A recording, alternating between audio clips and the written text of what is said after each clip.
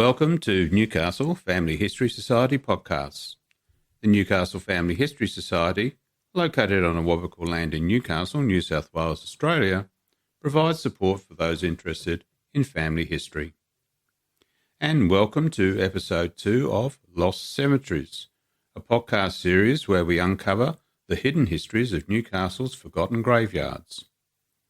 In this episode, we'll take you back to the very first graveyard in Newcastle, the burial ground at Christ Church, high on the hill where the Anglican Cathedral now stands. From 1804, this site became the resting place for convicts, soldiers, settlers, and many of the city's earliest pioneers. For decades, thousands were buried here, yet today, most Novocastrians know it simply as Cathedral Park, a peaceful green space with sweeping views over the harbour and suburbs. Society member Jane Ison will share the story of this rare urban burial ground, its history, its decline, and the work of researchers who have pieced together the lives of those interred there. So join us as we uncover the hidden past beneath Newcastle's Cathedral Rest Park. From 1996, the Newcastle Family History Society began to reconstruct the burial records for 5 lost Newcastle graveyards. Often very little information had survived other than headstone transcriptions for the first Wallsend Cemetery, the North Waratah graveyard at St Andrew's Anglican Church in Mayfield, and the 3 burial grounds near Cottage Creek in Newcastle West, often incorrectly referred to as a single cemetery. In about 2008, the Newcastle Family History Society widened the scope to include an investigation and transcription of the parish registers recording baptisms, marriages and burials at Christ Church, Newcastle. In this Lost Cemeteries series, I will outline the research undertaken by Newcastle Family History Society into these now disappeared burial grounds.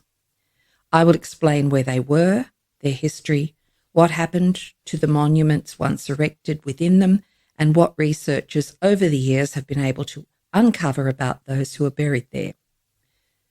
This podcast is the second in the Lost Cemeteries series and will focus on interments in Newcastle's very first graveyard, now a park adjoining the Christ Church Anglican Cathedral resting on the hill above the city. As the podcast focuses on the graveyard attached to the church, little of the history of the cathedral is included. For a comprehensive history and description of the Cathedral Church of Christ the King, please listen to the Newcastle Family History Society podcast, written and presented by our member Ian Eckford. Christ Church was Newcastle's first cemetery, predating by about 40 years the 3 honeysuckle burial grounds near Cottage Creek that no longer survive. Christchurch Graveyard is the last resting place of many early citizens of Newcastle. Most Novocastrians are aware of its existence, but not necessarily of its history. It is a rare example of a burial ground in an urban city environment containing undisturbed burials dating from the convict era, and is one of the oldest that is still accessible and undeveloped.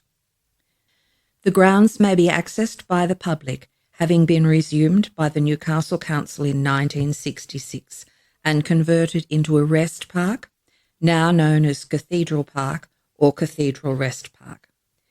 It is a rare example of a converted cemetery. The extensive landscaped park begins to the north of the cathedral and runs down the hill towards the city of Newcastle, ending in what is now King Street. It boasts stunning, almost 360-degree views across the city, the harbour, the ocean and the suburbs to Newcastle's west.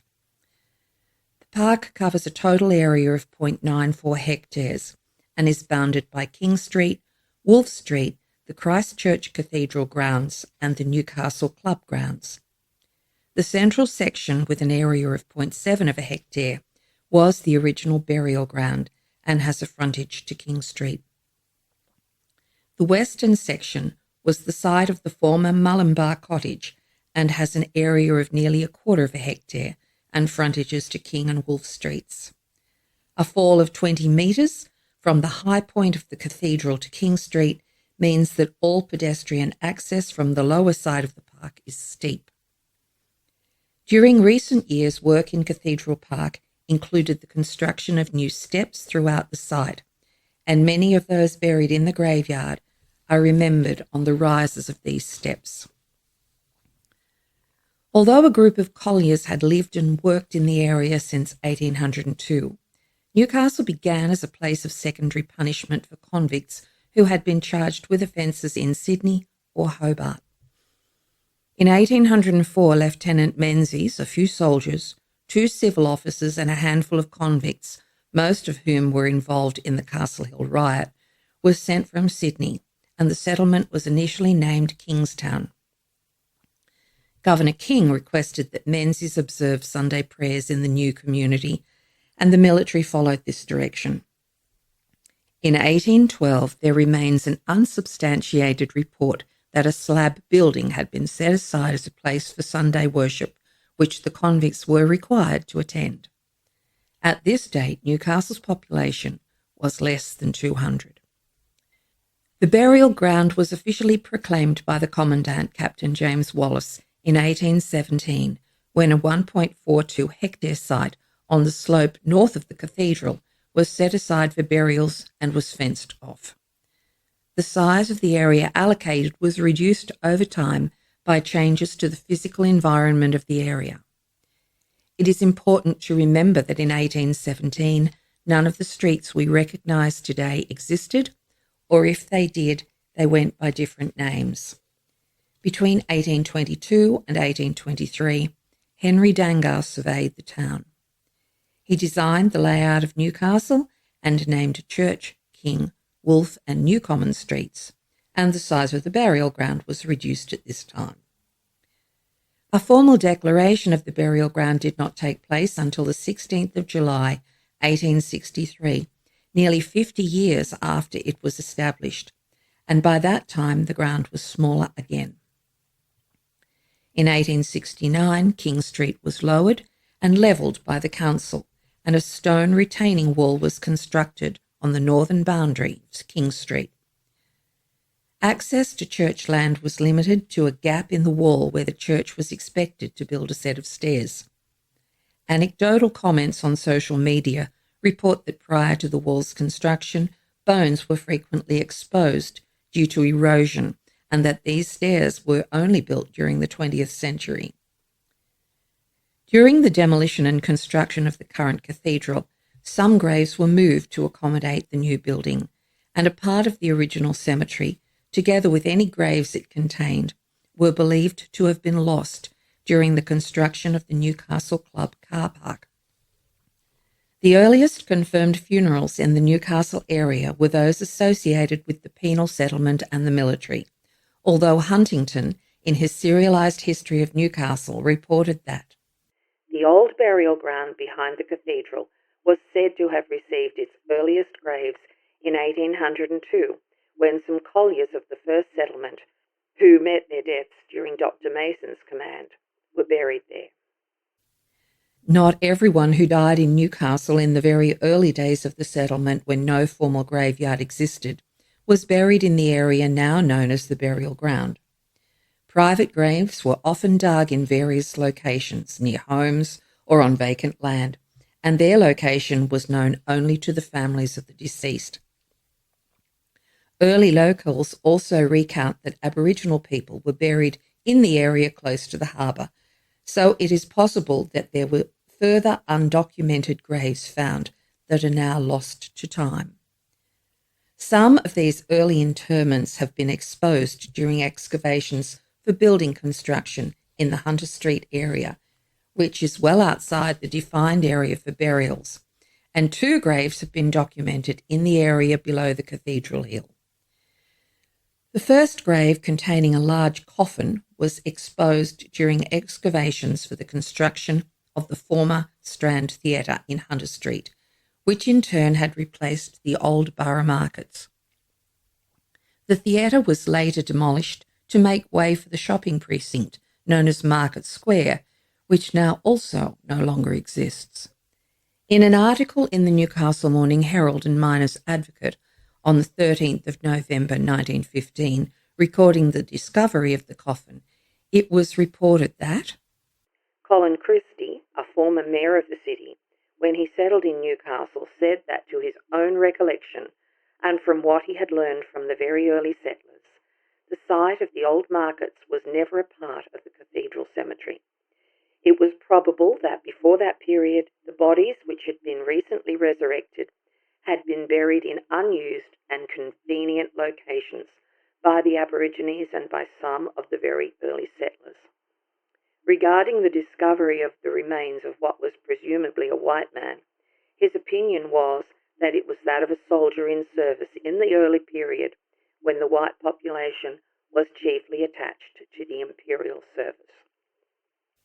The Newcastle University archivist Johnny de Gravio on the 18th of November 2006 reported in a Newcastle Herald article that in an unpublished memoir by the Newcastle printer Reginald Pogonowski, it was noted that during excavations in the Borough Market area for the Falcon Printery, a small coffin with an engraved plate indicating the deceased was a child of Lieutenant John Plate was uncovered. Attempts by researchers to uncover whether this child was connected to John Loriot Platt have to date been unsuccessful. Other than these scattered finds, most burials are believed to have occurred on the site above the military barracks, but commenced even before the church was constructed. The interment usually took place with a formal marching ceremony up the hill from the barracks, which was located within what is now known as the Watt Street Hospital site. The construction of Christ Church began when the foundation stone for the first church was laid on the 1st of January 1817, on the same site as the present cathedral. This foundation stone, now badly eroded, may be viewed through a thick glass panel in the floor of the present cathedral. Christ Church was the first church to be constructed outside Sydney, and the camp commandant, Captain Wallace, supervised the building's construction. Two convicts, James Clohessy, a stonemason from County Cork, and Joseph Lycett, an artist from Staffordshire, England, assisted Wallace during the construction. During this building phase, it is said that Wallace amended the plans to increase the size of the church, and later difficulties with its stability have been partly attributed to the fact that adequate foundation work was not provided for any alterations. The first service in the church was held on Christmas Day in 1817, and this church was demolished in stages between 1822 and 1884. On 2nd of August 1818, an official ceremony to celebrate the opening of the church was conducted by the Reverend William Carper of St Philip's Church, Sydney, who had visited Newcastle in company with Governor Macquarie for the occasion. Over the next few days, Carper baptised at least 25 children and married 15 couples. After this date and until 1821, all religious services, including burials, were undertaken by military officers. Lieutenant William Kenworthy conducted all the services and attended burials and christenings for both military and convicts between the 26th of December 1818 and the 24th of June 1821. In 1821, the Reverend G.A. Middleton was appointed as the first resident chaplain. He remained in this position until 1827. During his time in Newcastle, Middleton commenced the first Christ Church Register, recording baptisms, marriages and burials. Until the opening of the Presbyterian, Roman Catholic and Wesleyan Methodist burial grounds at Honeysuckle Point near Cottage Creek during the 1840s, people of all denominations were buried in Christ Church, as it was the only burial ground in Newcastle. Until Sandgate Cemetery opened in 1881, the Christ Church burial ground continued to be used for Church of England burials. Most of the records for Christ Church have survived to the present day, and the registers of baptisms, marriages and burials in Christ Church form part of the records of the Church of England in Newcastle. The Newcastle diocese covered the area of New South Wales north from the Hawkesbury River, and the original Church of England archives are located in the University of Newcastle Cultural Collections. Access to these ageing documents is restricted. When the Newcastle Family History Society researchers began to compile the details in the records, however, not all were readily accessible to the wider population. Microfilms of the Newcastle Parish Registers are now available at the Newcastle City Council Library in Layman Street, Newcastle, the State Library of New South Wales, and the National Library of Australia. Most transcriptions made were based on these microfilmed copies of the baptisms, marriages, and burials of all the available 19th century registers for Christchurch, Newcastle, covering the period from the commencement of Newcastle as a penal settlement in 1804 through to 1900. Access to these registers has now considerably improved, and a digitisation program is being undertaken by the University of Newcastle. An online search for Anglican Diocese of Newcastle archives will provide researchers access to scans of the documents. The available registers were supplemented by other material, including newspapers.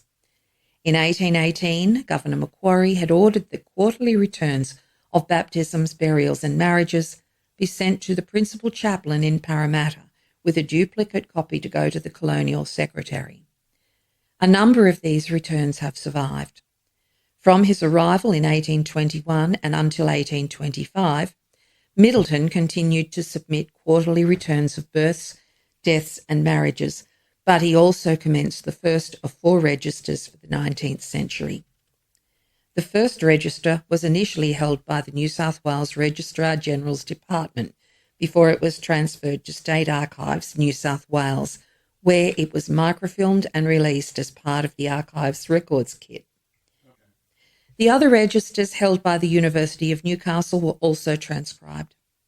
Not every deceased person in New South Wales is recorded on the New South Wales Register of Births, Deaths and Marriages, and if a death occurred before 1856, the only record available would be that of a burial in a church record. If a private burial occurred, or if the register did not survive, there would be no official record that the death had occurred.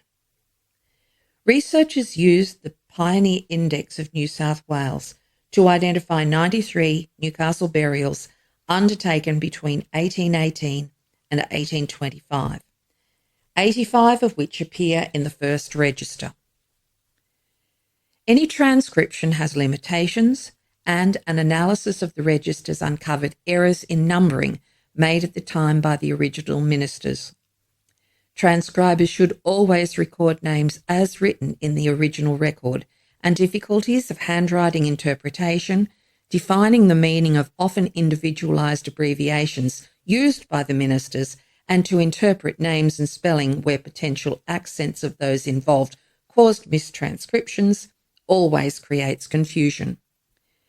Because Newcastle was a port city with many shipwrecks, it could also be expected that there would be quite a number of unknown burials due to the lack of the ability to identify drowning victims.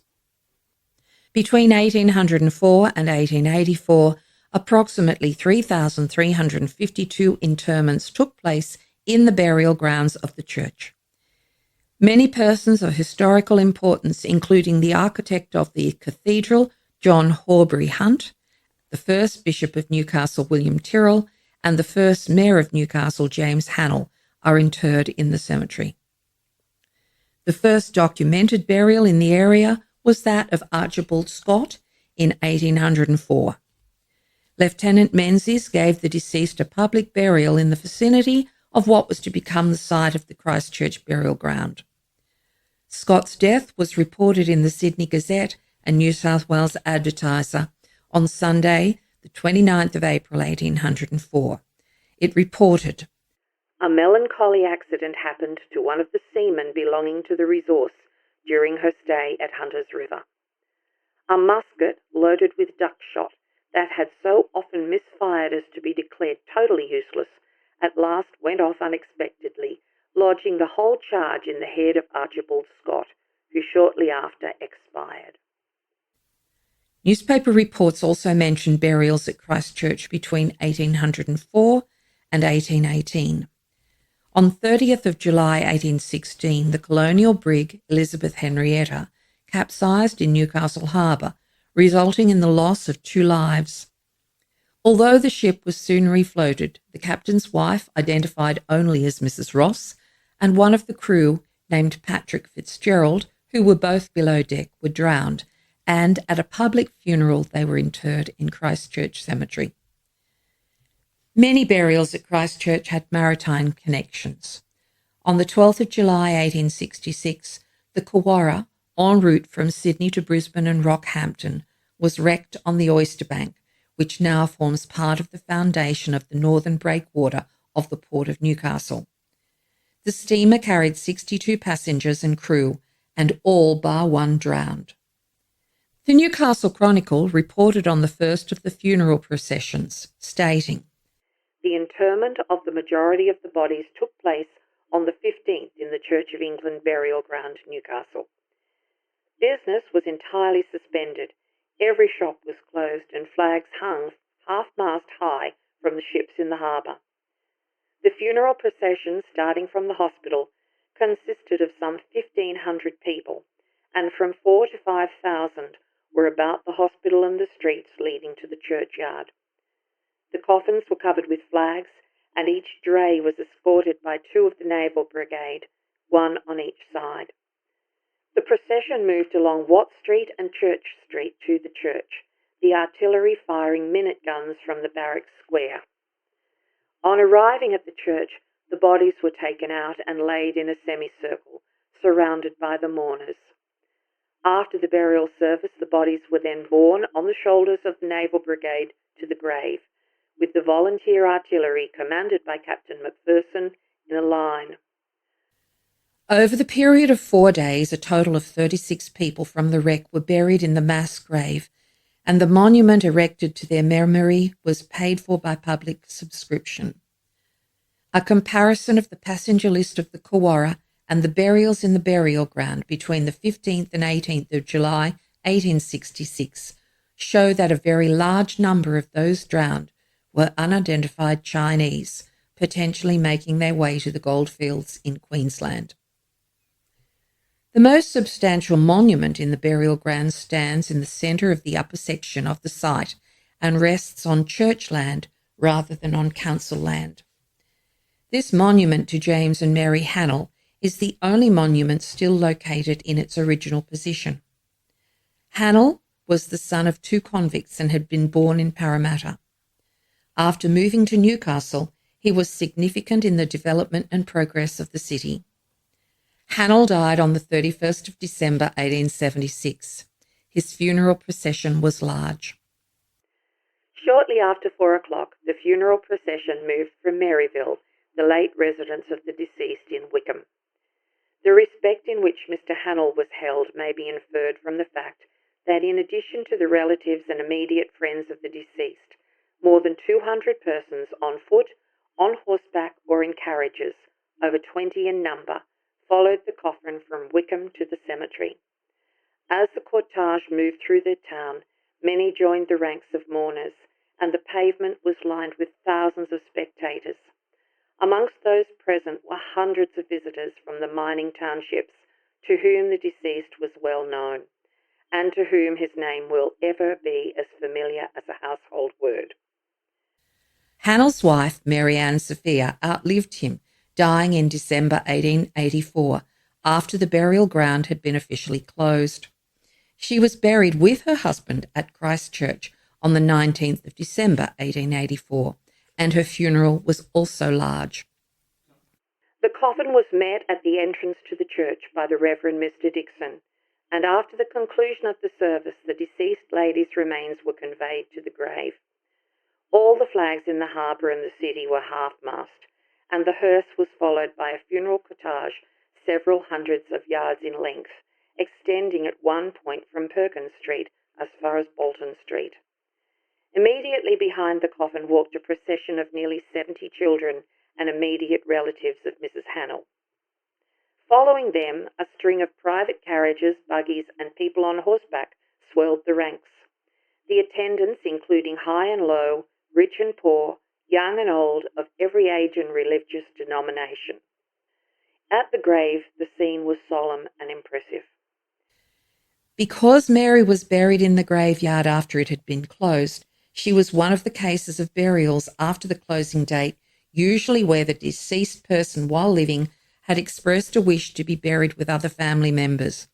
These burials were frequently associated with litigation and controversy, and Mary's was no exception. At least one headstone from Christchurch is known to have survived.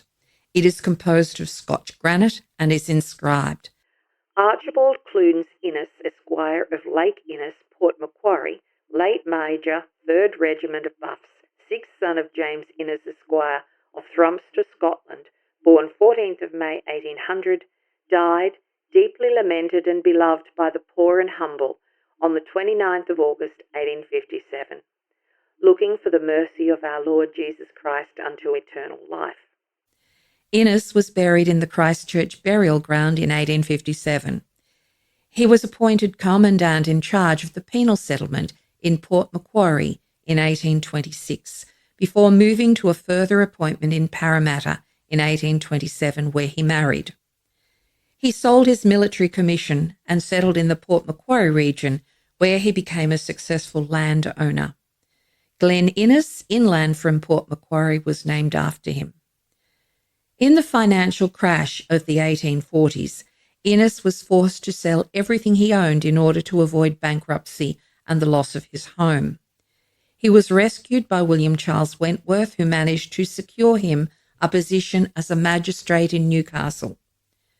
Innes worked in Newcastle for only a few years before dying at the age of 57.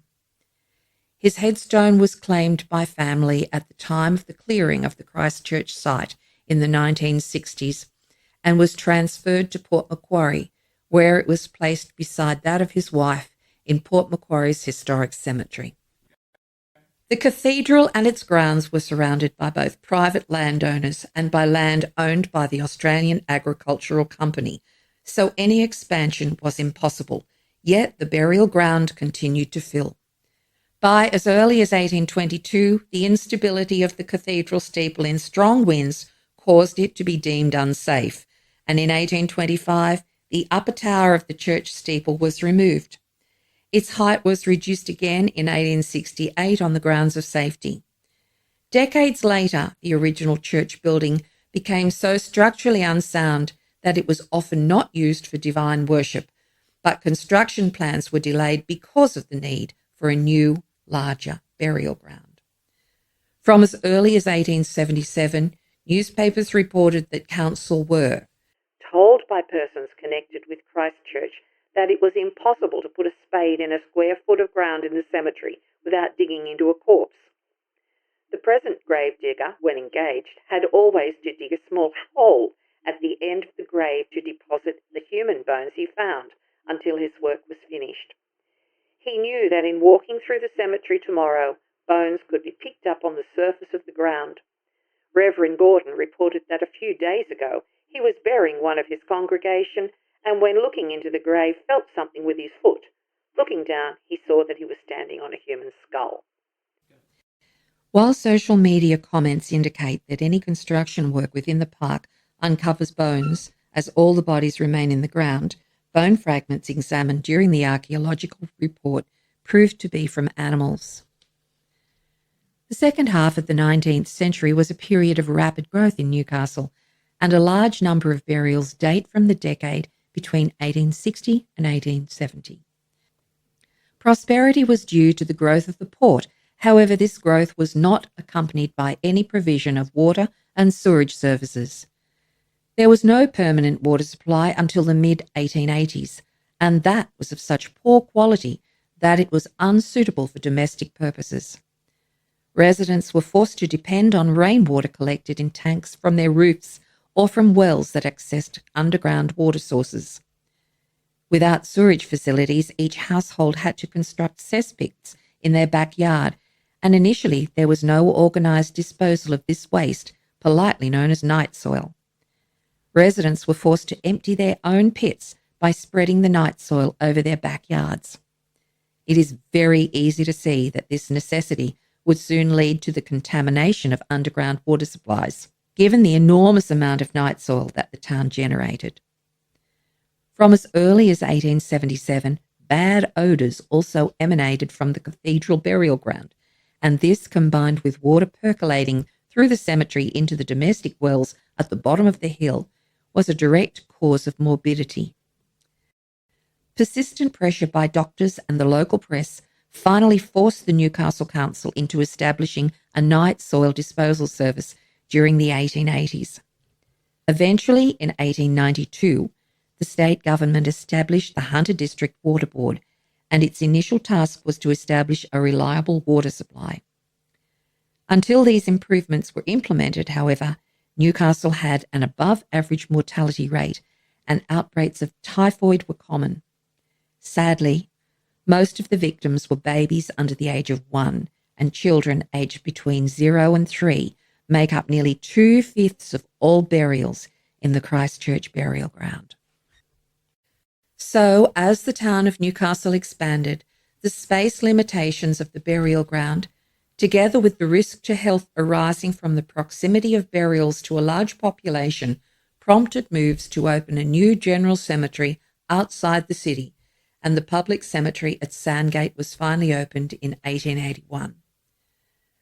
Following Sandgate's opening, burials ceased on the Christchurch site, and the decision was taken to slowly demolish the old church building to make way for the current cathedral. After 1884, with burials ending in the city, the grounds lay undisturbed.